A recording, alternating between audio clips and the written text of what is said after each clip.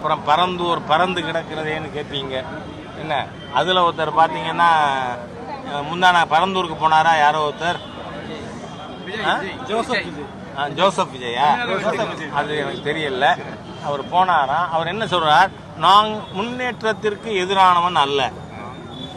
அவர்கிட்ட எனக்கு ஒரு கோரிக்கை இருக்கு, அதனால தான் இதை நான் கேட்கிறேன். நான் முன்னேற்றத்திற்கு எதிரானவன் அல்ல, விமான நிலையம் வேண்டும், ஆனா பரந்தூர்ல இல்லைன்னு. நான் என்ன சொல்றேன், நண்பர் விஜய் அவர்கள் எங்க அதை கொண்டு வரணும்னு சொல்லி அங்க இருக்கிற விவசாயிகள்கிட்ட எல்லாம் ஒன்னா சேர்ந்து ஒரு ஒப்பந்தத்தை வாங்கி கொடுத்துட்டீங்கன்னா மத்திய சர்க்கார் அங்க அந்த விமான நிலையத்தை அமைக்கும். என்ன what is happening in Tamil Nadu? எல்லா அரசியல் தலைவர்களும் தற்குறிகள், இவர்களுக்கு பிரச்சனைகள் புரிவதில்லை.